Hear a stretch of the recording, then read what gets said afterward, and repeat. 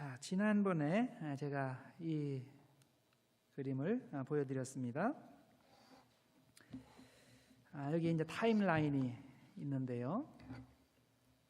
여기 보면 이제 에덴 동산이 있고요.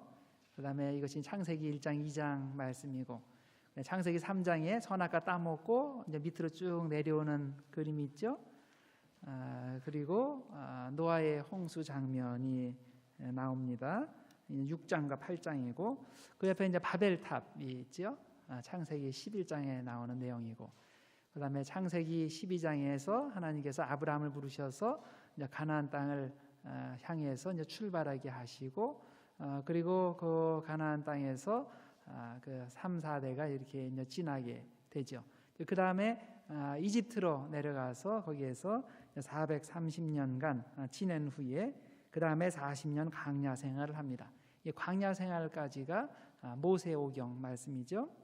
그 다음에 가나안으로 들어가는 전쟁을 하게 되고, 이것이 여호수아고, 그 다음에 가나안 초기 정착 시기에 사사시대가 열립니다. 그래서 이 그림 가운데에 사사시대를 상징하는 그 세 가지가 나오죠. 칼은 그 전쟁을 상징하고, 그 다음에 그 두루마리는 하나님의 말씀을 상징을 하고, 재판장 망치는 사사가 하는 그 재판의 역할을 이렇게 이야기를 합니다. 자, 이것이 끝난 다음에 이제 점선 위에 이제 왕관이 3개가 있죠. 여기 이제 3명의 대표적인 왕이 있는데, 그 사람이 사울과 다윗과 솔로몬입니다. 그 후에 땅덩어리가 둘로 갈라지게 됩니다. 그래서 북쪽은 그 여로보암이 정치하게 되고, 남쪽은 르호보암이 정치하게 돼서 각각 19대와 20대에 걸쳐서 이제 왕국이 존속이 됩니다. 그리고 나서 유다가 이제 망함으로써 70년 바벨론 포로기가 이어집니다. 자, 여기에 보면 이 왕관 밑에 이제 왕국이 점선으로 돼 있는데, 그 이유가 무엇이라 그랬습니까? 세상 왕국은 영원하지 않다는 그런 뜻이죠. 이것이 하나님의 말씀에 순종하게 될 때는 계속 지속이 되지만, 불순종할 때는 멸망할 수밖에 없다는 것입니다. 자, 오늘 다룰 내용이 바로 여기까지 내용입니다. 자, 그 다음에 두 번째 그림을 봅니다. 이 그림은 이스라엘의 왕정 시대를 설명하는 그림입니다. 자, 왼쪽 아래 부분에 1050이라는 숫자가 있죠. 그리고 그 위에 사람이 있습니다. 자, 누군가에게 왕관을 씌워주는데 이 사람이 누굴까요? 예, 사무엘 선지자입니다. 사무엘 선지자는 2명의 왕을 세웠어요. 처음에 사울을 세웠고, 그 다음에 다윗 왕을 세웠죠. 그래서 왕을 세울 때 기름을 부어서 왕을 세웁니다. 그래서 이 사무엘이 지팡이 말고 뒤에 가지고 있는 거 3가지가 있죠. 그 중 하나가 이 기름통을 가지고 있습니다. 그 왕을 세우는 킹메이커의 역할을 이제 감당한다는 그런 뜻입니다. 그리고 확성기를 가지고 있는데, 이것은 하나님의 말씀을 선포하는 선포자, 예언자의 역할을 상징을 하고, 그 다음에 망치를 가지고 있어요. 망치는 막 두들겨서 부수는 거죠. 심판자의 역할을, 죄를 지은 사람을 심판하는 그런 심판자의 역할을 합니다. 자, 그리고 이 사무엘이 지금 그 왕관을 씌워주고 이제 기름을 부어서 왕을 세우는 사람 이름이 사울이죠. 첫 번째 사울이 이스라엘의 왕이 됩니다. 그런데 사울의 그 위쪽 앞쪽으로 그 가본 입은 병사가 나오죠. 이것은 사울이 외부의 적들과 전쟁을 해야 하는 최고 총사령관의 역할을 한다는 것을 의미합니다. 사울이 왕이 될 즈음에 블레셋이 강대한 그런 나라로 성장을 했는데, 그 주로 블레셋에 대해서 많이 싸움을 했습니다. 그 밖에 다른 그 아말렉이라든가 다른 민족들과도 싸움을 벌이게 됩니다. 자, 그리고 사무엘과 사울 밑에 2명이 지금 벽돌을 들고서 이렇게 나르고 있죠. 이것은 이제 그 사울의 왕국을 세우는 벽돌을 이렇게 백성들이 이제 나른다는 그런 뜻입니다. 그 전에는 왕이 없었는데 사울이 처음 왕이 되니까 백성들이 사울에게로 모이고, 그때부터 이제 왕국을 건설하게 됩니다. 이렇게 해서 사무엘과 사울은 이스라엘 왕국을 세우는 두 주요 인물이 됩니다. 자, 그다음에 이제 벽이라고 할 수도 있고 이제 건물이 딱 서져 있는데 그 첫 번째 그 위에 서 있는 사람이 있습니다. 왕관을 쓰고 서 있는데 이 사람이 누굴까요? 다윗입니다. 두 번째 왕이 된 사람이죠. 주전 1010년에 두 번째 왕이 되어서 사울과 마찬가지로 40년을 다스렸습니다. 그는 1010년에 왕이 되어서 정치와 종교의 중심지를 예루살렘으로 옮겼습니다. 여기서 그림을 보면 선물꾸러미 같은 것을 이렇게 드리는 그런 장면이 나오죠. 그 나라 전체를 하나님께 드린다 그런 의미가 있고, 또 이게 두루마리가 이렇게 거기에 있는데 성전을 하나님께 드린다는 그런 의미가 있습니다. 다윗의 발 앞에 돈자루가 하나 있죠. 이 다윗 시대에는 돈이 아주 많았습니다. 왜 많았냐면 다윗이 평생 전쟁을 많이 한 사람이잖아요. 전쟁을 통해서 많은 물자들이 이스라엘 안으로 들어오게 됩니다. 그래서 돈이 너무 많아서 이 다윗의 때에는 세금을 거두어 드릴 필요가 없었어요. 그래서 세금 제도가 이 다윗 때만 해도 없었습니다. 세금 제도는 아들 솔로몬 때에 가서 생기게 됩니다. 자, 다윗의 옆에 아래에서 다윗의 지팡이를 잡고 있는 여자가 있죠. 누굴까요? 밧세바입니다. 이렇게 보면 지팡이 자꾸 끌어내리는 것 같기도 하고 그런데 이것은 사실 그 밧세바와의 그런 관계를 얘기하는 건데, 이 밧세바가 나쁜 건 아니죠. 다윗이 나빴습니다. 어쨌든 다윗이 그 사건 때문에 그 위기를 이제 당한 그런 것을 여기서 설명을 합니다. 다윗이 밧세바를 범하고 그의 남편인 충신 우리아를 전쟁터에서 죽게 한 것이 다윗이 왕이 된 이후의 최초의 위기였습니다.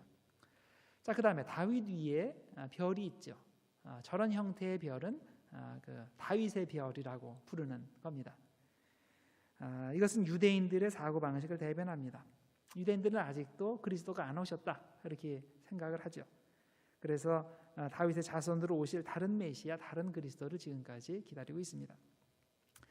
자, 그 다음에 옆에 970이라고 쓰인 왕이 있습니다. 이 사람은 세 번째 왕인 솔로몬입니다. 970년에 그가 왕이 되었는데, 그가 죽은 후에 922년에 나라가 둘로 쫙 쪼개지게 됩니다. 자, 솔로몬이 죽은 해가 이제 922년이라고 하는데 이게 정확하지가 않습니다.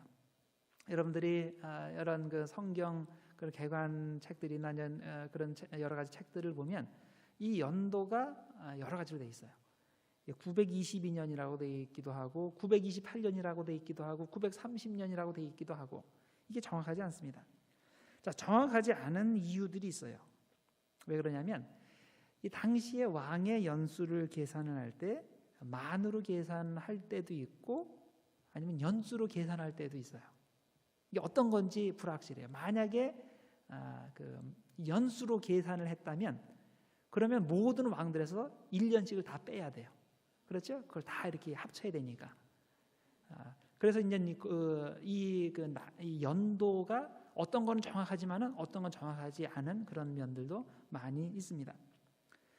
또 섭정 기간을 고려해야 됩니다. 예를 들어서 이런 거예요. 히스기야의 아들이 이제 므낫세라는 왕인데, 이 므낫세의 경우 재위 기간이 45년입니다. 그런데 열왕기하 21장 1절에 보면 이 사람이 55년, 45년이 아니고 55년간 다스렸다고 되어 있어요. 이것은 왜 그러냐면 아버지 히스기야가 마지막 10년 동안 심각한 병에 걸려서 정치를 못했는데, 그러니까 아들이 미리 왕은 아니지만 아버지를 대신해서 정치를 했어요. 그래서 어떤 때는 45년이라고 그러고 어떤 때는 55년이라고 그렇게 얘기를 하는 겁니다. 자, 그래서 만약에 55년으로 쳐서 계산을 하면 아버지 때하고 지금 10년이 겹치기 때문에 10년이 늘어나는 거예요. 그래서 이제 그리고 이제 그 성경에서 이제 여러 가지 여러 군데에서 이제 연수를 얘기를 하는데, 그걸 다 더한 연수와 실제적으로 나온 연수가 이게 다른 경우들이 이제 종종 발견되게 됩니다. 그래서 학자들이 나중에 이렇게 맞추고 저렇게 맞추고 하면서 이렇게 연대가 차이가 나는 겁니다. 자, 중간중간에 연대가 차이가 남에도 불구하고 중요한 그런 연대는 변하지 않아요. 똑같아요. 그 이유는 뭐냐면 어떤 그 가령 이스라엘이 포로로 잡혀갔다. 그런 날은 이스라엘 역사에만 나오는 게 아니고 포로로 잡아간 나라의 역사에도 나와요. 그런 걸 대조해서 보면 그런 거는 정확하게 연도서가 딱 나오는 겁니다. 그래서 여기 연도수 나온 것 중에서 솔로몬이 970년에 왕이 되었다. 여기까지는 확실해요. 연도수가. 그리고 중간에 불확실하다가 그 망한 날은 또 확실해요. 그래서 그 북이스라엘이 아시리아에게 멸망한 722년 혹은 721년 요 연수는 거의 확실합니다. 그 뒤에 것도 확실하고요. 그래서 이 중간이 어떻게 되는지 그게 불확실하다. 이것을 기억해 두시면 됩니다. 자, 이 그림을 보면 솔로몬 발밑에 돈이 많이 있죠. 솔로몬도 역시 돈이 넘쳐납니다. 이 사람은 전쟁을 해서 얻은 돈이라기보다는 백성들에게 세금을 많이 걷어서 얻은 돈입니다. 그래서 그 밑에 무거운 돈을 메고서 낑낑거리는 사람이 보이죠. 이건 일반 백성들이 이 그 세금이 무거워가지고 지금 괴로워하는 그런 모습입니다. 어쨌든 이 솔로몬이 돈이 많았는데 두 아기 왕들에게 돈을 넘겨줍니다. 돈 한 자루는 자기 아들 르호보암에게 주는 돈이고, 그리고 돈 두 자루는 자기가 싫어할 여로보암에게 주는 돈이 됩니다. 솔로몬이 죽은 후에 남쪽의 작은 영토를 이 르호보암이 통치를 했죠. 그리고 돈 두 자루는 다른 아기 왕에게 돌아가게 되는데, 이 사람이 여로보암인데 북쪽 10지파를 쪼개 나가서 왕이 된 사람입니다. 이 사람이 반란을 일으켜서 르호보암에게서 북이스라엘의 대부분을 차지해서 통치하게 되는데, 이 둘이 지금 엄지손가락을 빨고 있어요. 아기를 상징하죠. 왕으로서의 힘이 강하지 못하다는 얘기예요. 이 그 대표적인 그 왕국의 세 명의 왕은 거의 30년, 40년씩 이렇게 왕위를 거의 40년씩이에요. 40년씩 왕위를 유지해서 굉장히 긴데, 그 나머지는 오래 길지를 못해요. 계속 약하기 때문에 계속 왕들이 반복이 됩니다. 그래서 그 북쪽 왕, 이 분열 왕국의 이제 여로보암부터 시작하는 북쪽 왕국을 보면 거의 100년 동안 지속이 되는데 왕이 19명이 바뀌게 돼요. 그 남쪽은 한 330년 동안 지속이 되는데 거기는 20명의 왕이 바뀌게 됩니다. 이게 북쪽이 이제 굉장히 많이 왕이 바뀌게 되는 거죠.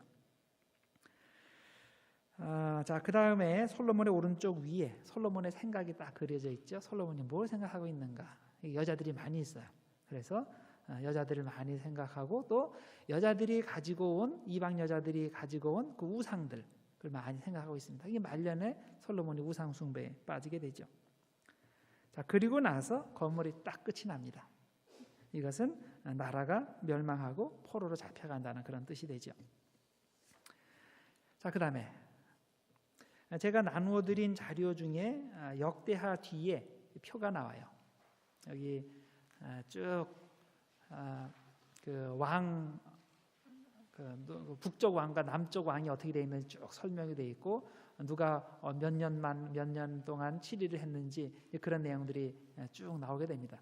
여러분들 그 성경 읽으시다가 가끔 이걸 들여다보시면서 어떻게 됐나 한번 보시길 바랍니다. 그 관계가 자세히 설명되어 있습니다. 이스라엘은 여로보암이 시작한 북쪽 지역을 지칭하는 표현이고, 유다는 르호보암이 시작한 남쪽 지역을 지칭하는 표현이죠.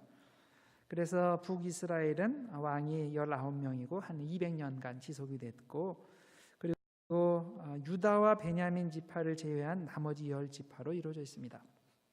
주전 722년에 아시리아 공격으로 무너지게 됩니다. 남유다는 솔로몬의 아들 르호보암으로부터 시작해서 왕이 20명입니다. 약 330년간 지속이 됩니다. 유다와 베냐민 지파, 이 두 지파만 되어 있습니다. 그리고 주전 587년에 바벨론 제국에 의해서 멸망해서 이제 포로로 잡혀가게 됩니다. 자, 오늘 여기까지 이제 그 인트로덕션식으로 하고요. 오늘은 룻부터 이제 시작을 합니다. 이 룻이 배경으로 하고 있는 것이 베들레헴과 모압이라는 그런 지역입니다. 이 지도에서 보시면 이 모압이라는 곳이 사해 건너서 조금 밑쪽에 있죠. 그래서 뭐 가까운 지역이에요. 이제 그 사해 하나만 건너면 되니까요. 이 룻기는 사사시대 만렵을 배경으로 하고 있습니다. 그런데 룻기의 제일 마지막 절에 가서 보면 간단한 족보를 언급하면서 여기에 다윗이 나옵니다. 그러니까 다윗의 이름이 나온 걸 보면 이게 다윗 이후에, 즉 왕국 이후에 만들어진 문서라는 것을 우리들이 추측을 할 수 있겠죠. 자, 룻기는 분위기가 너무나 다릅니다. 바로 앞에 사사기는 전쟁 얘기죠. 그런데 여기에서는 서정적이고도 평화로운 이야기가 나옵니다. 성경의 모든 책들 중에서 여자의 관점이 가장 잘 반영이 되고 가장 잘 보여지는 책이라고 할 수 있습니다. 당시 사회에서는 여성은 전적으로 남성, 즉 아버지나 남편이나 아들에 의존해야 했습니다. 스스로 생계를 유지할 길이 없기 때문이죠. 그런 상황에서 룻기는 여인 2명이 어떻게 생명을 유지하며 생계를 유지하며 또 하나님의 구원 사역의 한 부분을 담당할 수 있는지를 잘 보여주고 있습니다. 이 두 여인이 살아남았기 때문에 이 가게로부터 예수님이 태어나게 된 거죠. 자, 기본 스토리는 이렇게 됩니다. 베들레헴에 사는 나오미 가족이 기근을 피해서 저 그림에 나온 대로 사해 넘어 모압 지역으로 이주를 합니다. 그 모압 지역은 저쪽 그 사해 넘어 지역은 기근이 없는 지역으로 알려져 있기 때문에 그곳으로 이제 이주를 하게 되는데, 이곳에 가 있는 동안에 두 아들들 각각 아내를 맞이하게 됩니다. 모압 여인 이방인들을 아내로 맞이하게 됩니다. 그래서 조금 지나다가 이 나오미의 남편도 죽고 또 자기의 두 아들도 죽고, 그래서 세 여자만 남게 되었습니다. 그래서 이렇게 이제 고생하며 살다가 이제 더 이상 안 되겠다, 돌아가야 되겠다 그렇게 생각을 하고, 또 마침 베들레헴의 기근의 문제가 해결되었다는 그런 소식을 듣습니다. 그래서 이 시어머니는 두 며느리들에게 베들레헴까지 돌아올 필요 없다, 너희들 이곳에 어머니 집으로 아버지 집으로 돌아가서 그곳에서 재혼해서 딸은 따로 살림을 차려서 잘 살아라 이렇게 얘기하는데, 둘째는 예 알겠습니다 하고서 돌아가지만은 첫째 룻은 굳이 시어머니를 따라서 돌아오게 된다는 얘기죠. 그래서 베들레헴에 이렇게 와서 여러 가지 과정을 거쳐서 다시 보아스와 재혼을 하게 되고, 그들 사이에서 오벳이라는 아들이 태어나고, 오벳이 이새를 낳고 이새가 다윗을 낳게 되고, 그리고 나중에 다윗을 통해서 다윗의 자손 중에 예수님이 태어나게 된다, 이런 이야기로 이어지게 됩니다. 자, 이야기에서 우리는 두 가지를 생각해 볼 수가 있습니다. 첫 번째는 룻은 왜 굳이 나오미를 따라서 베들레헴으로 간다고 고집을 피웠을까? 천성적으로 마음씨가 너무나 착한 며느리이기 때문에 그랬을까? 그렇지 않습니다. 하나님 때문입니다. 룻은 신앙의 결단의 모범을 보여주는 사람입니다. 그래서 왜 내가 굳이 베들레헴으로 가야 되는가? 그 이유를 밝힐 때 1장 16절에 이렇게 이야기를 합니다. 어머니의 하나님이 나의 하나님이 되시리니 만일 내가 어머니를 떠나면 여호와께서 내게 벌을 내리시고, 이런 표현들이 나옵니다. 룻은 고향이 우상 숭배의 삶을 살고 있는데 그곳으로 돌아가지 않은 겁니다. 돌아가고 싶지 않은 겁니다. 그 대신에 낯선 곳에 하나님을 섬기기로 결정을 한 겁니다. 자, 그러면 어떻게 해서 룻이 이렇게 하나님을 선택하는 놀라운 믿음이 있었을까?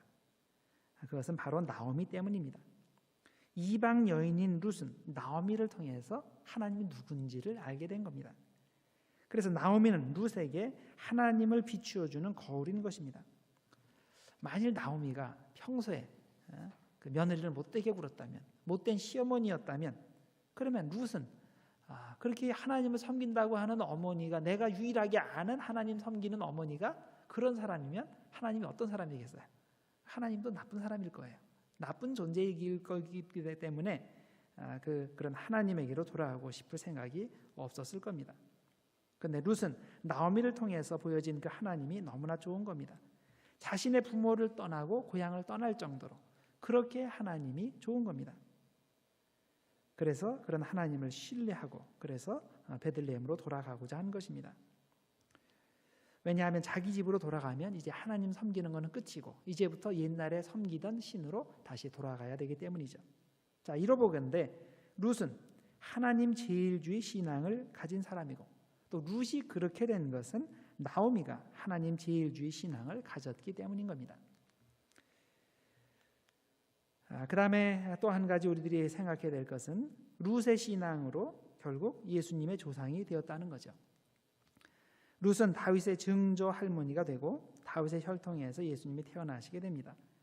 룻이 만일 이때 베들레헴으로 따라간다는 신앙의 결정을 하지 않았다면 하나님께서는 다른 사람을 통해서 예수님께로 이어지는 다윗의 자손 라인을 이으셨을 겁니다.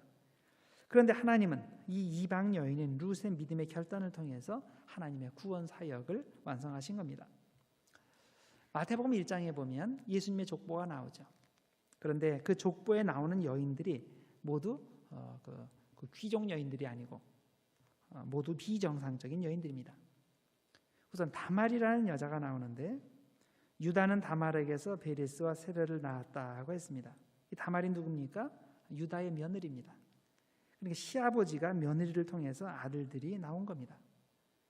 그 다음 라합이라는 여인이 나오는데 이 사람도 역시 정통 유대인이 아니죠.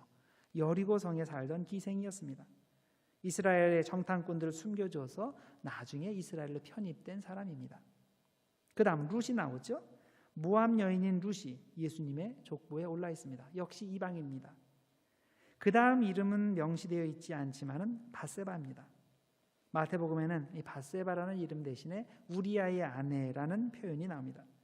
다윗이 우리아를 죽이고 그의 아내를 빼앗아 온 건데 그렇게 보면 지금 남편을 죽인 원수와 결혼한 겁니다. 그 다음은 예수님의 어머니 마리아입니다.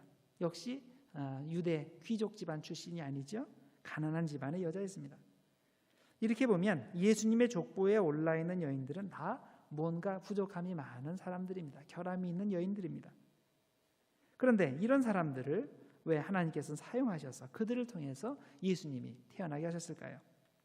이게 하나님의 방법입니다. 하나님께서는 고린도전서 1장 27절 이하에도 말씀했듯이 세상에 미련한 것들을 택하사 지혜 있는 자들을 부끄럽게 하려 하시고 세상에 약한 것들을 택하사 강한 것들을 부끄럽게 하려 하시며 하나님께서 세상에 천한 것들과 멸시받는 것들과 없는 것들을 택하사 있는 것들을 폐하려 하시나니 그 이유가 뭐냐? 이는 아무 육체도 하나님 앞에서 자랑하지 못하게 하려 하심이라. 자, 그래서 하나님께서 요구하시는 것은 믿음입니다. 룻과 같은 믿음이 있으면 하나님의 구원 사역에 기녀히 사용되는 겁니다. 자, 그다음에 사무엘상을 봅시다. 우리 성경에 보면 사무엘상, 사무엘하 이렇게 둘로 구분되어 있는데 원래 히브리어 성경에는 이 사무엘서 하나로 딱 되어 있습니다. 그리고 열왕기상, 열왕기하로 우리 성경에는 구분이 되어 있는데 역시 히브리 성경에는 열왕기서 딱 한 권입니다. 그리고 이 사무엘서와 열왕기서는 이게 편의상 이렇게 구분되어 있는 거지 쭉 그 역사가 이어져 있습니다. 그래서 사무엘서는 사사시대 말기부터 다윗 통치의 말기까지 한 100년 동안의 역사를 다루고 그리고 열왕기서는 그 이후부터 이스라엘의 멸망까지 그 이후에 400년 정도 역사를 다루고 있습니다. 우리가 이 사무엘상하 역대기를 우리들이 사무엘상하, 열왕기상하, 역대상하 이것을 이해하기 위해서는 그 지역의 대표적인 그 이방 족속인 블레셋 족속을 이해할 필요가 있습니다. 필리스틴스라고 되어 있는데 이 이름에서 현재 팔레스타인이라는 그런 이름이 나오게 됩니다. 가나안 지역에 철기 문화를 도입한 사람들입니다. 당시의 최고의 문명국인 셈입니다. 그래서 이스라엘 백성 중에서 그 청동기를 주로 사용하고 있었는데 이 철기가 오래 가잖아요. 쇠가 동보다 오래 가잖아요. 특히 농기구 그런 거, 또 칼 같은 거. 그래서 칼이나 농기구나 이런 철기를 만들려고 하면 그러면 블레셋 지역으로 가서 철기를 만들어서 와야 했다라고 기록이 되어 있어요. 아직 이스라엘 내에서는 이게 안 돼 있는 거예요. 한번 생각해 보세요. 한쪽은 동으로 된 칼을 가지고 싸워요. 한쪽은 쇠로 된 칼을 가지고 싸워요. 어떤 게 이기겠어요? 쇠로 된 칼을 가지고 싸우는 사람들이 이겨요. 그 사람들이 블레셋 사람들이에요. 그래서 이스라엘 사람들이 볼 때는 이 블레셋 사람들은 굉장히 무서운 사람들인 거예요. 블레셋 족속은 이쪽 여기에 지도에 나온 대로 지중해 연안에 5개의 도시 국가로 이루어진 그런 나라입니다. 아스글론, 아스돗, 가드, 에그론, 가사 이런 그 주요 도시들의 기반을 두고 있는데 사사기 시대부터 강력한 왕 밑에서 결집해서 이스라엘을 침공하고 있었습니다. 사사 시대의 이스라엘은 부족 간의 느슨한 동맹 체제 비슷하게 연합되어서 무슨 일이 있을 때마다 모여가지고 적을 막아냈는데, 이 블레셋 세력이 이렇게 강해지면서 왕을 중심으로 하여서 막 밀고 들어오는데, 이런 상황에서도 이스라엘에서 대처할 방법이 없는 겁니다. 그래서 백성들이 왕을 구하기 시작하는 겁니다. 그래서 성경에 나오는 그 백성들이 왕을 요구한 이유가 두 가지로 나옵니다. 첫 번째는 사무엘의 아들들이 뇌물을 받고 판결을 해준다, 그런 얘기가 나오죠. 이 아버지와는 영 딴판입니다. 이런 사람들을 믿고서 살다가는 큰일 나겠습니다. 사무엘이 죽고 나면 다시 온 세상이 그 혼란의 도가니로 들어갈 것이 뻔합니다. 그래서 두 번째로 이유를 댄 것이 남들이 다 왕을 가지고 있는데 우리만 없다. 그러니까 우리도 왕을 가져야 되겠다, 이렇게 나온 겁니다. 그런데 왜 어느 날 갑자기 자기들 눈에 왕이 없는 것이 보였을까? 그 전까지는 그런 게 안 보였는데, 전쟁이 났을 때 다른 나라들은, 특히 블레셋은 왕을 중심으로 일사불란하게 움직이는 것이 보이고, 그래서 싸움에 나가면 이기는데 우리는 그렇지 못하다고 생각이 되기 때문입니다. 우리는 왕이 없어서 맨날 진다고 생각한 겁니다. 그래서 8장 20절에 이렇게 얘기를 합니다. 우리도 다른 나라들 같이 되어 우리의 왕이 우리를 다스리며 우리 앞에 나가서 우리의 싸움을 싸워야 할 것이니이다 하는지라. 그런데 이건 철저히 번지수를 잘못 짚은 거죠. 자기들이 전쟁에 져서 고생하는 것이 왕이 없어서가 아니라 그들이 하나님의 말씀을 듣지 않고 우상을 숭배하고 이방인들의 나쁜 풍습을 따라하기 때문인 것입니다. 하나님 말씀을 마음에 새기고 그 말씀을 따라서 살기만 하면 아무 문제가 없는 것을 사람들이 이건 생각하지 않고 엉뚱하게 지금 왕 타령을 하고 있는 거죠. 이들은 결국 하나님을 왕으로 섬기지 않겠다는 말인 겁니다. 그래서 8장 7절에 이렇게 얘기를 합니다. 여호와께서 사무엘에게 이르시되 백성이 네게 한 말을 다 들으라.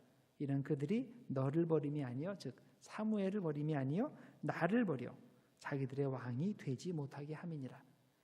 자, 사람 왕을 만들어 달라는 것은 결국 뭘 말하냐면 하나님이 왕이 되는 것을 거부했다, 그런 얘기죠. 성경을 보는 여러 가지 관점이 있는데 그중 하나가 누가 왕이 되는가의 관점에서 보는 겁니다. 우리가 하나님을 나의 왕으로 섬기고 무조건 그분의 말에 순종을 하면 우리들이 복을 받습니다. 그런데 왕이신 하나님의 말씀에 불순종하고 내가 스스로 왕이 되려고 한다면 그때부터 재난이 오기 시작하는 거죠. 인류의 역사는 처음부터 그래서 내가 왕이냐 하나님이 왕이냐의 싸움인 겁니다. 예를 들어서 창세기 3장에 보면 아담과 하와가 선악과를 따먹게 되는데 그 이유가 하나님과 같이 되어서 스스로 선악을 판단하기 위해서였죠. 즉 이제는 내가 왕이 되어서 스스로의 운명을 결정하겠다고 하나님께 대항하여 반역을 일으킨 겁니다. 그 다음에 가인이 아벨을 죽이는 이야기가 나오는데 하나님께서는 내 재물은 받지 않고 내 동생의 재물은 받으셨다. 이게 이해가 되지 않죠. 만일 하나님이 왕이라고 생각했으면 무조건 하나님의 뜻에 전적으로 순종하고 하나님은 옳고 나는 틀리다, 내가 고쳐야 된다, 이렇게 나올 텐데 그렇게 생각하지 않고 가인은 자기가 왕이라고 생각하니까 하나님이 틀렸다고 생각을 한 거죠. 하나님이 틀렸고 그리고 내 동생도 틀렸고 그래서 동생을 죽이게 된 겁니다. 그 다음에 사람들이 바벨탑을 쌓게 되는데 더 이상 홍수 같은 걸로 우리 망하지 말자 이렇게 얘기하는 거죠. 우리 스스로 힘을 뭉쳐서 하늘에까지 높아지고자 하는 것입니다. 스스로 왕이 되려고 하는 거죠. 그래서 진짜 왕이신 하나님께서 그들의 언어를 혼잡하게 하셔서 그들을 흩어버리신 겁니다. 자, 그 다음 아브라함이 자기 아내를 2번씩이나 왕에게 갖다 바쳤죠. 또 이삭도 자기 아내를 누이라고 속이면서 자신의 신변 안전을 도모했습니다. 이것도 역시 모든 것을 주관하시는 왕이 하나님께서 왕이시라는 것을 의심했기 때문에 일어난 일들입니다. 가짜 왕인 인간 왕들을 두려워하고 또 스스로가 마치 왕이라 되는 것처럼 왕이신 하나님께 물어보지도 않고 스스로 판단해서 그런 거짓말을 했는데 이게 아담 때부터 내려오는 그 진짜 왕이 누구냐의 싸움에서 진 겁니다. 자, 그 다음에 이어지는 수많은 이야기들의 경우도 마찬가지입니다. 왕이신 하나님의 주권을 인정하지 않고 스스로의 지혜와 힘으로 하나님 없이 잘 살 수 있다고 판단했기 때문에 죄를 짓게 되고 또 그에 따른 형벌을 받는 것이 계속 반복되는 겁니다. 자, 사사기 시대 역시 계속 반복이 되죠. 하나님께 반역을 했습니다. 사사기의 주제가 뭡니까? 각각 자기 소견에 옳은 대로 행하는 거죠. 그 이유는 왕이 없으니까. 이제 사무엘상으로 넘어오면서 이제는 대놓고 참 왕이신 하나님을 완전히 무시하고 사람 왕을 만들어 달라고 요구합니다. 사무엘이 그게 하나님의 뜻이 아니라고 이야기를 해주어도 이 사람들이 막무가내입니다. 그래서 하나님은 그들에게 사울을 왕으로 세워주셨습니다. 그런데 사울은 자기가 이렇게 왕이 되었다고 해서 자기가 진짜 왕인 줄 알고 하나님을 거역하죠. 사울이 다른 사람들에게는 왕이 될지는 몰라도 하나님 앞에서는 절대 왕이 되면 안 되는 사람이죠. 그렇죠? 자기는 순수한 하나님의 종이어야 됩니다. 근데 그걸 착각을 하는 거예요. 사무엘상 15장에 보면 하나님이 사울에게 아말렉을 쳐서 진멸하고 명령을 내리십니다. 그런데 사울은 하나님의 명령을 따르지 않고 자기 판단대로 행동합니다. 자기 판단에 없애버릴 것은 없애고 가치 없는 것은 없애버리고 그리고 귀중한 것들은 다 살려서 가지고 옵니다. 하나님 앞에서 지금 스스로 왕 노릇하고 있는 거죠. 그래서 사무엘상 15장 9절에 이렇게 되어 있습니다. 사울과 백성이 아각과 그의 양과 소의 가장 좋은 것 또는 기름진 것과 어린 양과 모든 좋은 것을 남기고 진멸하기를 즐기 아니하고 가치 없고 하찮은 것은 진멸하니라. 자, 이렇게 스스로 왕이 되어서 하나님께 불순종하는 사울의 모습을 본 사무엘은 이게 너무나 근심이 되었습니다.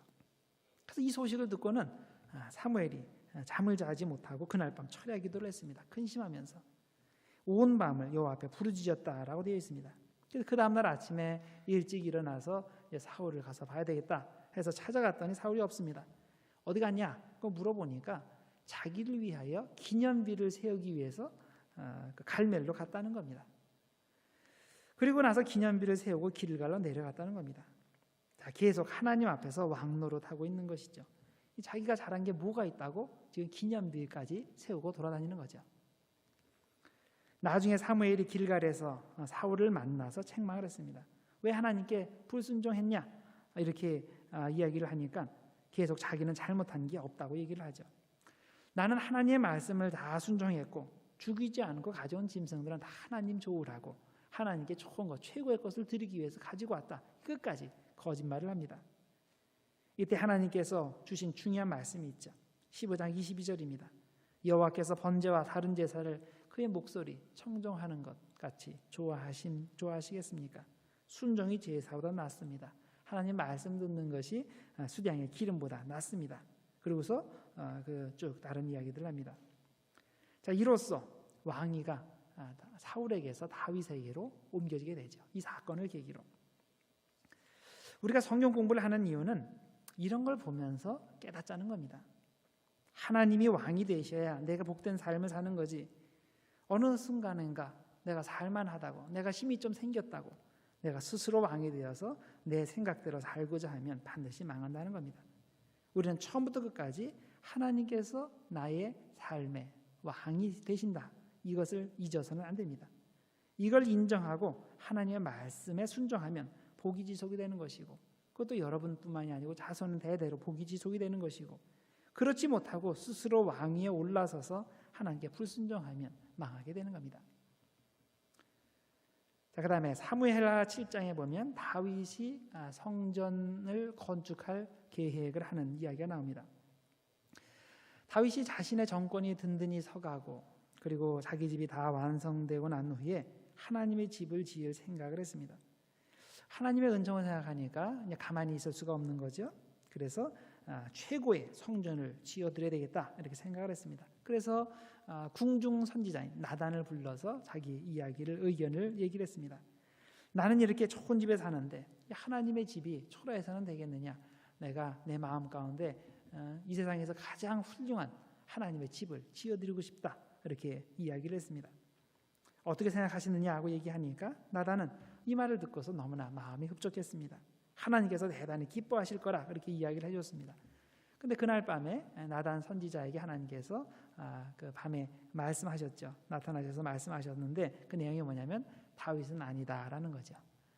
다윗은 내 집을 지어줄 수 없다라는 다윗을 위해서 더 다른 계획을 가지고 있다, 이렇게 말씀해 주시는 겁니다.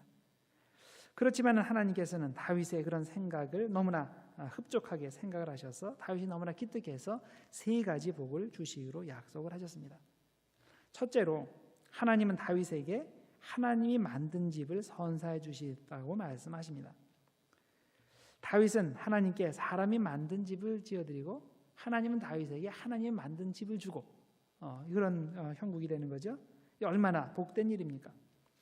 사무엘하 7장 11절에 이렇게 되어 있습니다. 전에 내가 사사에게 명령하여 내 백성 이스라엘을 다스리던 때와 같지 아니하게 하고 너를 모든 원수에게서 벗어나 편히 쉬게 하리라. 여호와가 또 내게 이르시되 여호와가 너를 위하여 집을 짓고 라고 되어 있습니다. 하나님께서 다윗을 위해서 집을 지어주시겠다는 거죠. 하나님께서 가문의 복을 넘치게 해주시겠다는 그런 내용입니다. 다윗의 자손을 번성케 하시고 그들을 보호하시겠다는 축복의 말씀입니다. 그래서 이어지는 14절에 이렇게 되어 있습니다. 나는 그에게 아버지가 되고 그는 내게 아들이 되리니 그가 만일 죄를 범하면 내가 사람의 매와 인생의 채찍으로 징계하려니와. 이 말씀은 다윗의 자손이 잘못되어 갈 때 그냥 놔두지 않겠다는 거죠. 사랑하는 아버지가 아들을 징계하듯이 그렇게 그들을 친히 징계해 주시겠다는 말씀입니다. 이게 얼마나 복된 일입니까? 둘째로 다윗이 하나님을 사랑해서 하나님께 집을 지어드리려고 할 때 하나님께서는 다윗에게 그의 왕국을 튼튼히 지켜주시겠다는 약속을 주십니다. 12절과 13절입니다. 내 수완이 차서 내 조상들과 함께 누울 때에 내가 네 몸에서 날 네 씨를 네 뒤에 세워 그의 나라를 견고하게 하리라. 그는 내 이름을 위하여 집을 건축할 것이요 나는 그의 나라 왕위를 영원히 견고하게 하리라. 자, 이것을 현대적인 표현으로 사용하자면 하나님께서 다윗의 자손에게 최고의 그 능력을 주시겠다는 거예요. 정치적인 능력, 경제적 능력, 사회적 능력, 이 견고한 위치를 쥐어서 아무도 넘보지 못하게 하시겠다. 얼마나 귀한 복입니까? 사실 이런 복은 모든 왕이 공통적으로 가지고 싶어하는 겁니다. 모든 왕이 공통적으로 가지고 싶어하는 것이 뭐 왕뿐만이 아니고 요즘의 대통령도 마찬가지죠. 한번 처음에 할 때는 한 번 하는 것도 너무나 귀하게 생각해서 감사하게 생각해서 하다가 좀 하다 나면 야 영원히 하고 싶다 그렇게 생각을 하죠. 그래서 헌법을 고치기도 하고 여러 가지 일들을 많이 하게 됩니다. 그래서 제2인자가 나타나면 그 사람이 크기도 전에 미리 다 싹을 잘라서 죽여버리려고 하고 그런 게 아닙니까? 그러나 이렇게 해서 정권이 영원히 유지되는 법은 하나도 없습니다. 왜냐하면 진정한 권위는 왕에게 있는 것이 아니라 하나님에게 있기 때문입니다. 따라서 이런 역사적 사실을 고려해 볼 때 다윗이 택한 방법은 왕이 택할 수 있는 가장 훌륭한 최선의 방법인 겁니다. 즉 자신이 왕권을 지키는 것이 아니라 하나님께서 자기의 왕권을 지켜주시게 하는 것. 자, 이것 이상 더 좋은 방법이 어디 있겠습니까? 그다음 셋째로 다윗이 하나님께 집을 지어드리려고 했을 때 하나님은 다윗이 생각하는 것보다 더 좋은 결과로 축복하셨습니다. 즉 다윗의 아들 솔로몬을 통해서 더 아름답고 더 웅장하고 더 훌륭한 집을 지게 하셨습니다. 자, 다윗의 계획은 뭐였습니까? 재료가 백향목이에요. 백향목으로 지은 성전을 짓는 것이 다윗의 계획이었습니다. 그런데 하나님께서 정작 계획하신 것은 백향목 플러스 금으로 된 집이었습니다. 만일 다윗이 자기가 손수 성전을 지어야 되겠다고 고집을 부렸다면 기껏해야 백향목으로 된 나무로 된 목조 건물이 나왔을 겁니다. 그러나 다윗이 자기의 생각을 포기하고 하나님께 순종했을 때 하나님은 다윗의 순종을 통해서 훨씬 더 좋은 집을 만들어내신 겁니다. 이렇게 하나님의 계획은 언제나 우리의 계획보다 크십니다. 하나님의 비전은 우리 비전보다 위대하십니다. 따라서 우리는 언제나 하나님께서 나의 선한 계획에 너 그거 아니다. 너 네가 못하고 네 아들이 가서 해야 된다. 아니면 딴 사람이 해야 된다. 이렇게 말씀하실 때 그 말씀에 전적으로 순종해야 되는 겁니다. 아무리 내가 기도 열심히 하고 40일 금식 기도하고 결정한 사항이라도 하나님께서 달리 말씀하시면 우리는 언제나 나 자신의 것을 포기할 줄 알아야 됩니다. 왜냐하면 하나님께서 no라고 대답하신다면 그건 하나님은 더 좋은 계획이 있기 때문이에요. 물론 그 진짜 내가 순종하기 전까지는 그 어떤 계획이 실현이 되는지는 아무도 몰라요. 내가 나의 가장 좋은 계획을 포기할 때 하나님께서는 그것을 넘어서는 더 큰 위대한 것을 이루시는 겁니다. 그런 의미에서 우리는 다윗의 위대함이 그의 엄청난 왕권과 부에 있는 것이 아니라 그의 겸손함에 있다는 것을 깨달아야 됩니다. 즉 하나님 앞에서 언제나 하나님의 왕되심을 인정하는 피조물의 겸손함, 하나님의 생각이 자신의 생각과 다를 때 무조건 하나님의 의견을, 하나님의 생각을 따르는 겸손함, 이것이 다윗의 위대함인 것입니다. 아마 영어로 말하면 다윗에게는 플렉서빌리티가 있었던 것 같아요. 하나님께서 뭐라고 말씀하실 때 자기 것을 굽히고 다른 방법으로 하나님을 섬길 줄 아는 그런 그 유연성이 있었던 겁니다. 자, 그래서 이 다윗이 이렇게 하나님 앞에 하나님의 마음에 합한 사람이라고 불릴 정도로 이렇게 훌륭한 다윗인데, 그렇다고 해서 다윗이 완벽한 사람은 아니죠. 그 유명한 밧세바 사건이 사무엘하 11장 12장 사이에 일어나게 됩니다. 때는 4월입니다. 봄이에요. 4월의 예루살렘은 가히 낭만적이라고 할 수 있습니다. 아마 추측하건대 이때 솔로몬의 아가가 쓰여지지 않았을까 생각을 합니다. 아가서 2장 10절 이하에 이런 구절이 나와요.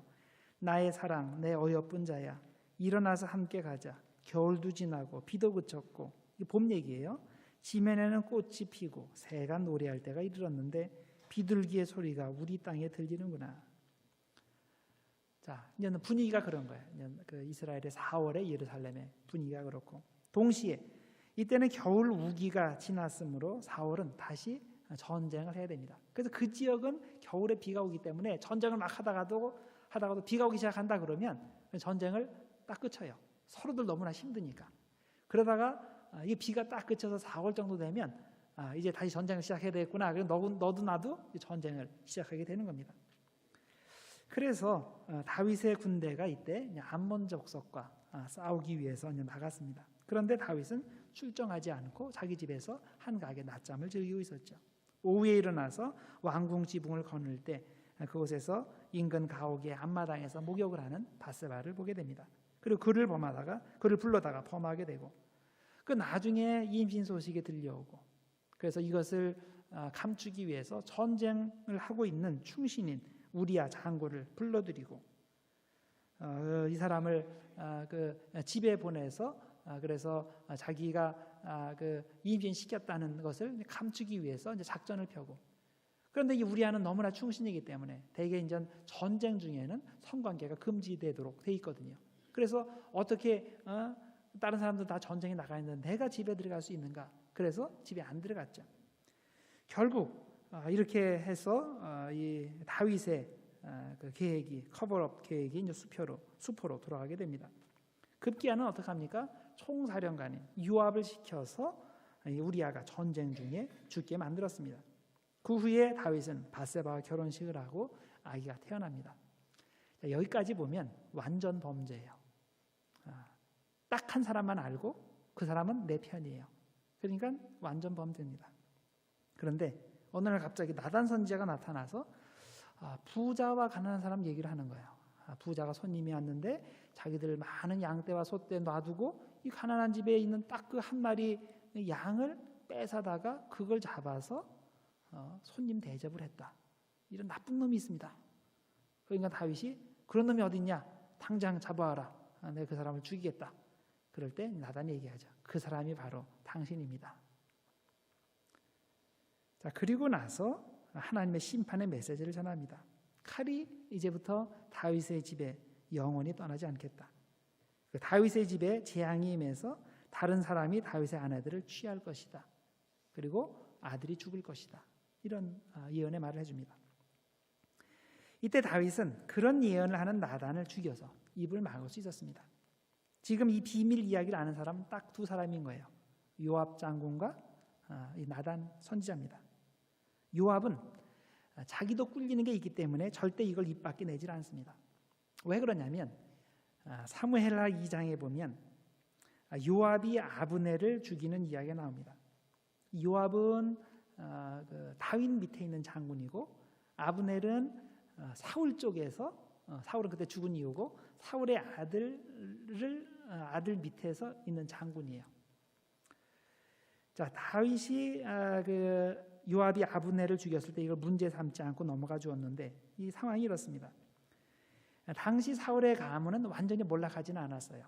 이스보셋이라는 그 사울의 아들을 데려다 놓고, 이 사람은 그 피겨 헤드예요. 그냥 이름만 왕이지 실권을 없는 사람이에요.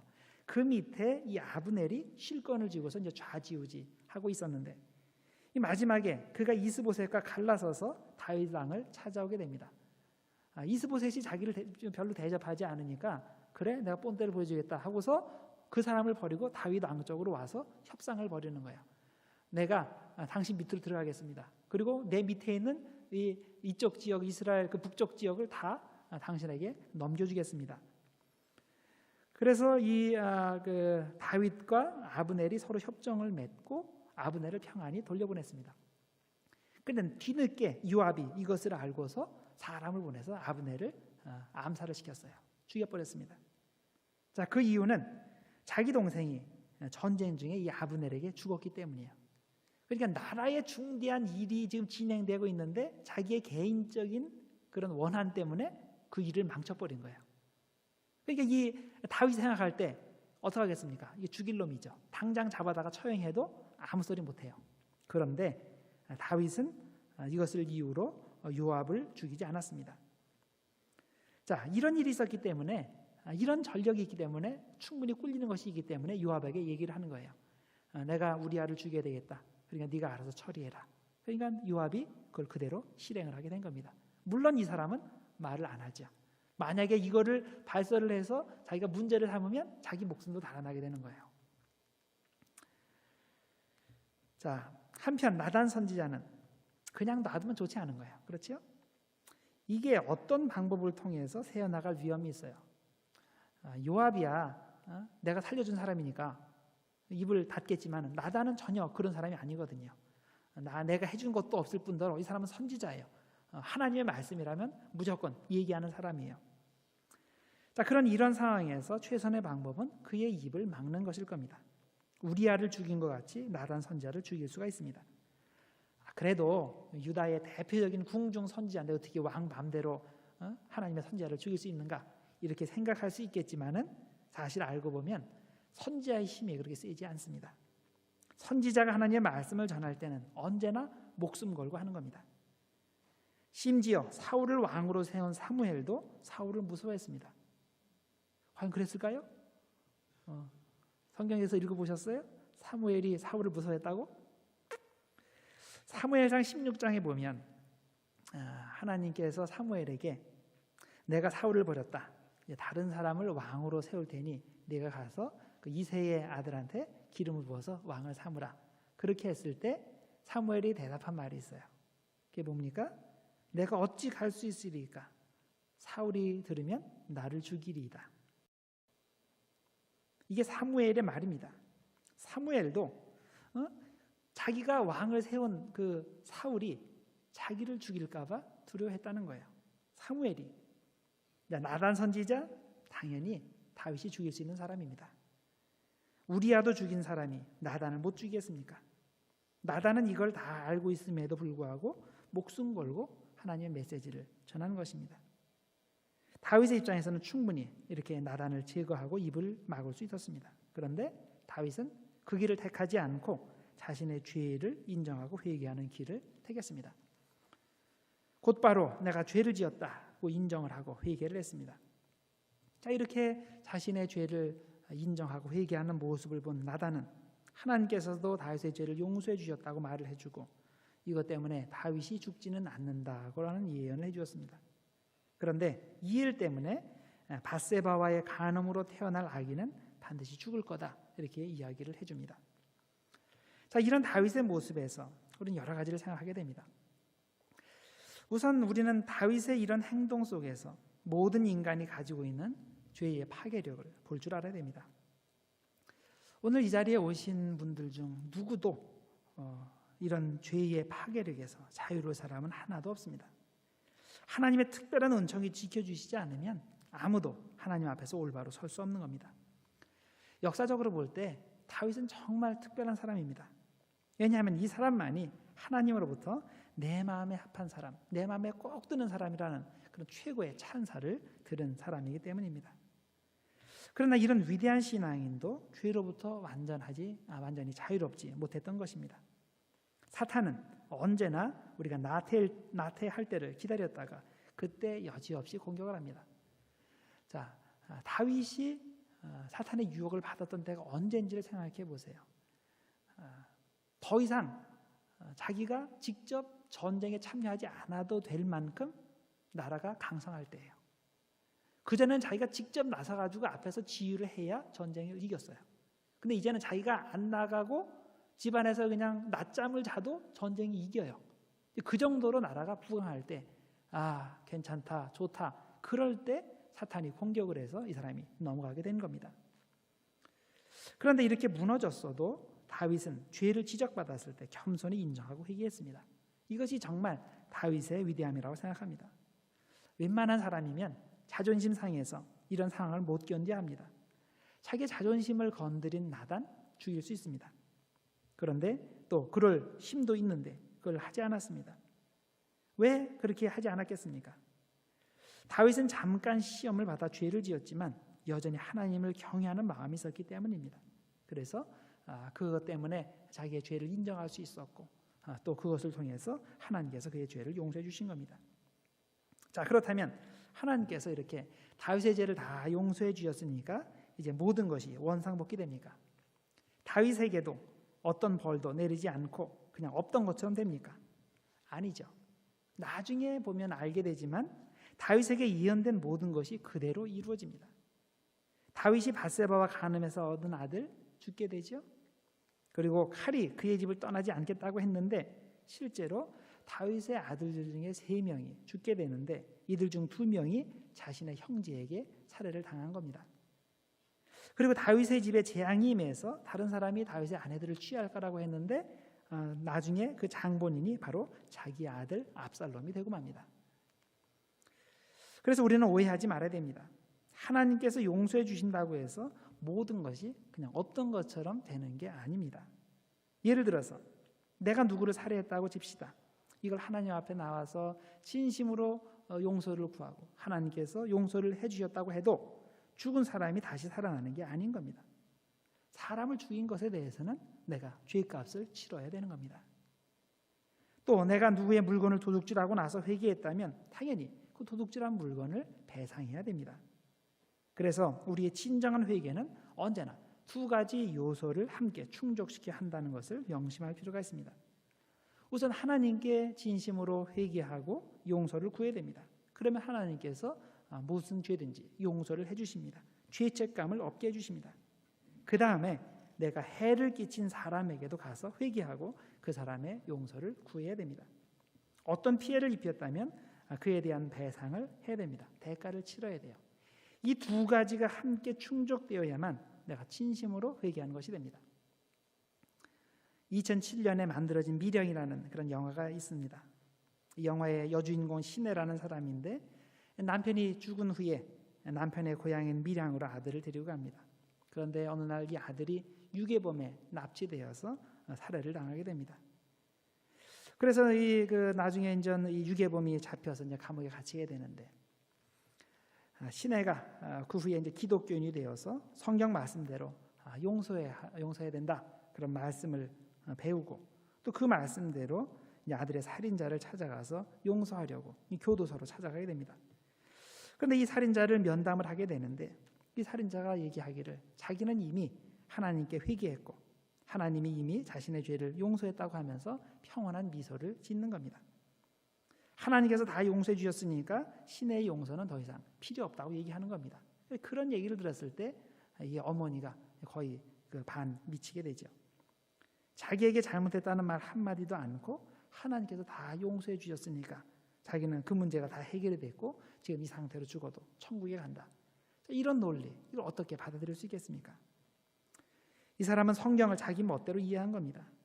죄를 진심으로 회개하면 하나님께서 용서해 주신다는 것만 알지 그런 용서가 실제로 피해자의 마음과 입을 통해서 전달되어야 한다는 것은 알지 못하는 겁니다.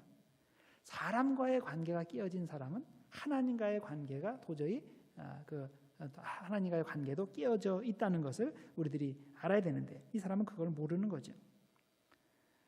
진정한 회개는 하나님께 죄를 고백함과 동시에 실제로 죄값을 치르는 행동을 포함하는 겁니다. 이걸 알아야 됩니다. 그래서 우리는 이 다윗의 케이스를 잘 보고서 죄를 지었을 때 하나님께 용서를 받았어도 반드시 죄의 대가를 치러야 한다는 원칙을 배워야 됩니다. 죄의 대가를 치르지 않는 회개는 가짜 회개입니다. 자, 그 다음에 솔로몬을 봅시다. 세 번째 왕이 이제 솔로몬인데, 솔로몬 때 이스라엘 왕국의 최대 전성기를 이루게 되죠. 아버지가 잘 준비해 놓은 재료들을 사용해서 성전을 웅장하게 짓습니다.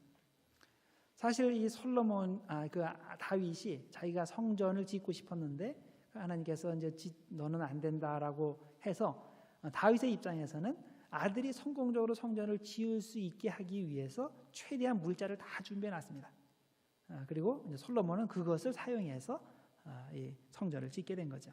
어쨌든 이 성전은 솔로몬의 성전이라는 그런 이름으로 지금까지 이어지게 우리 귀에 들려지게 되는데, 솔로몬 때 성전이 지어졌다는 거, 이것이 중요하고요.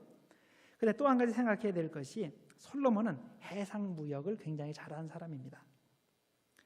이스라엘의 최남단인 에일라트를 항구 도시로 개발해서 홍해로 진출해서 해상 무역을 했습니다. 그래서 이를 통해서 엄청난 성공을 거두게 됩니다. 그 해상 무역을 굉장히 잘했다는 것은 거기에서 나오는 막대한 그 세금도 거뒀다는 얘기예요. 그래서 여기에서 막대한 돈도 얻게 되죠. 자, 그런데 또 한 가지 생각해야 될 것이 최대의 실수입니다. 이 사람의 최대의 실수는 여자들이에요. 근데 보통 어떤 나쁜 의미의 여자들 말고 처음에는 좋게 시작하는 거예요. 정략 결혼입니다. 여러 족속들, 여러 나라들과 동맹을 맺으면서 동맹을 맺을 때 당시에는 그곳의 공주를 서로 교환하게 돼요. 그러니까 이거예요. 저쪽 부족의 며느리가 저쪽 부족의 딸이 내 집에 지금 며느리로 들어와 있어요. 그리고 쉽게 그걸 침범하지 못하죠. 그렇죠? 그래서 이런 동맹을 공고히 하기 위해서 이렇게 데려오는 거예요. 좋게 말해서 며느리지 나쁘게 말해서 인질인 거죠. 그렇죠? 자, 그래서 이렇게 해서 얻은 사람의 숫자가 700명의 후궁과 300여 명의 첩인 겁니다. 그러니까 그 정도 숫자니까 얼굴도 모르겠죠. 이 사람이 어디서 왔는지도 모를 거고. 이게 처음에는 외교로 시작했지만 나중에는 문란한 연애로 발전하게 됩니다. 그리고 결국 그들을 통해서 왕궁에까지 우상 숭배가 들어오게 됩니다.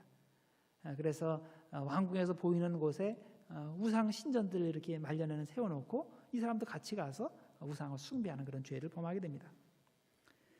열왕기상 2장 1절 이하에 보면 아버지 다윗이 죽음이 가까웠을 때 솔로몬을 데려다가 유언을 해주는데, 유언을 해주는 내용이 하나님의 말씀 절대 떠나지 말고 하나님의 말씀 잘 순종해라. 이것을 하나님의 말씀을 잘 순종해야 자손 대대로 복을 받을 것이고 그렇지 않으면 내가 저주를 받을 것이다. 이런 내용을 해줍니다. 그런데 처음에는 말을 듣는 듯 하다가 이게 지금 말년에 가서 이거 완전히 뒤집어서 엎은 거죠. 그래서 이 솔로몬 때문에 결국 이 남북의 분열이 오게 됩니다. 열왕기상 12장과 역대상 10장에 나오는 그런 내용입니다. 솔로몬이 죽자 왕위는 그의 아들 르호보암에게 넘어가죠. 그런데 르호보암이 포용 정책 대신에 강압 정책을 쓰게 되면서 북쪽이 반발해서 갈라져 나갑니다. 자, 전통적으로 남쪽과 북쪽이 사이가 좋지 않아요. 이것은 사실 이스라엘이 왕정이 시작될 때부터 일어난 일이에요. 자, 사울은 북쪽 출신이에요. 다윗은 남쪽 출신이에요. 그래서 중간에 내전이 일어날 때도 이 남쪽과 북쪽이 갈려서 이렇게 하다가 다윗이 그것을 다 통합을 하게 된 거거든요. 그리고 나서 다윗 때 그렇게 지나가고 그다음에 솔로몬 때 가서 또 그 중앙 집권 체제가 있었고 또 하나님을 섬기는 그 한 신앙으로 남북이 이렇게 합쳐졌는데 이제 솔로몬이 막판에 우상 숭배로 쫙 돌아가면서 그 종교적인 것이 다 없어졌어요. 종교적으로 하나가 될 이유가 없는 거예요. 그리고 이제 정치적으로만 하나가 돼 이렇게 묶여져 있었는데 이제 솔로몬이 죽고 나서 그리고 나서 이 북쪽 지역이 자신들의 요구를 들고 오게 된 겁니다. 솔로몬이 죽자 상황이 급변해서 이제 북쪽에서 이제 요구를 하는 것은 뭐냐면 이전에 솔로몬 때에 와서 과증한 세금과 이제 노역을 부과했는데 이게 너무 힘들었다. 이것을 줄여주면 우리가 아버지 솔로몬 왕을 섬긴 것처럼 당신을 똑같이 왕으로 섬기겠다. 이렇게 협상을 해옵니다. 그래서 르호보암이 이 얘기를 듣고서 알겠다고 하고 사흘 후에 다시 찾아오라고 이야기를 합니다. 그리고 나서 그 신하들을 불러서 물어봅니다. 아버지 솔로몬에게 자문을 하였던 노인들을 불러서 먼저 물어봅니다. 북쪽에서 이렇게 세금을 좀 감면해달라, 노역을 좀 쉽게 해달라 이렇게 요청이 왔는데 어떻게 하면 좋겠냐 물으니까 노인들의 조언은 지금 상황이 좋지 않으니까 그들의 요구를 들어주라고 얘기를 합니다. 그러면 왕의 포용 정책으로 나라가 안정을 되찾고 왕의 나라가 계속 부강할 것이다 이렇게 이야기를 해줍니다. 그런데 르호보암은 이 말을 듣지 않고 자기와 같이 자란 젊은 신하들을 불러서 똑같이 물어봤습니다. 북쪽의 사람들이 와서 세금도 좀 줄여주고 노역도 좀 줄여달라고 요구를 하는데 그래야 왕을 계속 섬기겠다고 얘기하는데 어떻게 하면 좋겠냐? 그러니까 그들의 조언이 이런 겁니다. 내 새끼손가락이 내 아버지의 허리보다 굵다라고 대답하십시오. 그죠? 이게 허리보다 굵다. 그러니까 어림없다 그 말이죠. 어림도 없는 말이다. 또 더 그래서 아버지보다 더 많은 금액의 세금과 더 많은 노역을 부과하겠다. 아버지는 가죽 채찍을 사용했지만 나는 전갈 채찍을 사용할 것이다. 말 안 들으면 큰일 날 줄 알아라. 자, 이렇게 얘기하라고 하고 사울의 사람들이 찾아왔을 때 그대로 이것을 반복해서 이야기를 해줍니다. 그러자 그들은 왕을 배반하고 따로 나라를 차리게 되는데 그들의 지도자가 여로보암입니다. 이 여로보암이 그 북이스라엘의 초대 그 왕이 된 것입니다. 자, 이로써 10대 2로 갈린 거예요. 자기 아들인 솔로몬의 아들인 르호보암은 유다와 베냐민 지파 두 지파만 있고 그다음에 나머지 10지파는 다 북쪽으로 귀속되게 됩니다. 그래서 여기 그림에 보시면 이 지역이 북쪽 이스라엘이에요. 그리고 이쪽 지역이 유다입니다. 자, 이 북쪽 지역이 더 크죠. 그렇죠? 여기 위에까지 이렇게 있는데 제가 이제 오늘 잘랐고요. 그리고 여기에 블레셋이 계속 왕성해 있습니다. 그리고 여기 에돔이 있고 모압이 있고 암몬이 있고 이렇게 됩니다. 여기는 이제 그 아람 지역으로 이렇게 넘어가게 되고요. 자, 그래서 이것이 이제 요 때문에 이제 남북이 갈라지게 된 겁니다. 자, 그다음에 역대상하를 마지막으로 봅니다. 전반적으로 역대기는 사무엘서와 열왕기의 내용을 줄여서 기록한 것으로 보입니다. 대충 역대상은 사무엘하와 겹칩니다. 그리고 역대하는 열왕기상, 열왕기하와 겹칩니다. 그래서 역대기 하면 사무엘하, 열왕기상, 열왕기하 이렇게 더한 거다 그렇게 아시면 됩니다. 자, 역대기는 왜 이렇게 거의 같은 내용을 다시 한번 반복하는 것일까요? 반복한다, 다시 역사를 쓴다는 것은 그 역사를 재해석하기 위해서입니다. 역사를 기록하는 사람은 모든 사건을 다 기록할 수가 없습니다. 어떤 것은 중요하게 여겨서 넣고 어떤 것은 덜 중요하기 때문에 빼고 이런 선별 과정을 거쳐야 되는데 여기에 역사과의 사관이 들어가게 되는 겁니다. 그래서 역대기는 역사의 재해석이라고 보면 됩니다. 그러면 역대하가 중요시 여기는 사항이 무엇입니까? 두 가지만 제가 말씀드리면 사무엘서와 열왕기서에서 강조한 내용을 다시 강조합니다. 즉 하나님 말씀에 순종하면 복을 받고 불순종하면 재앙을 받는다. 이것이 이제 기본적인 성경에 흐르는 그런 정신이죠. 그다음에 두 번째로는 북이스라엘의 대부분은 무시됩니다. 이 역대기의 역사 서술은 남왕국 남유다 위주의 역사 서술입니다. 자, 그러다 보니까 성전 예배에 집중을 합니다. 성전은 남쪽에 있죠. 그리고 그 성전의 주요 기획자로서의 다윗을 부각시킵니다. 그래서 솔로몬보다 다윗이 더 중요한 거예요. 이 역대기 기자에 의하면요. 이렇게 다윗을 부각시키다 보니까 사무엘서 열왕기서에 묘사된 일종의 그 좀 난폭하고 게릴라 리더 같은 그런 모습의 다윗은 그 많이 없어집니다. 그래서 일종의 그 이상화된 다윗의 모습을 여기 그 역대기하에서 그려지게 됩니다. 그래서인지 이 역대하에서는 그 밧세바 사건은 기록하지 않고 그냥 지나갑니다. 그래서 역대기의 중심 개념을 이렇게 간단히 정리하면 됩니다. 역대기의 중심 개념은 남유다 위주다. 그리고 성전 중심 예배를 중시한다. 그래서 성전 중심 예배가 참 예배다. 그리고 다윗 가문이 진짜 하나님께서 택하신 다윗 참 왕권이다. 이제 그런 겁니다. 그러다 보니까 자연스럽게 북이스라엘은 거의 무시되게 되는 거죠. 자, 그래서 이렇게 이 그림을 보시고서 이렇게 정리하시면 되겠습니다. 자, 오늘 여기까지 하도록 하겠습니다. 기도하고 마치겠습니다.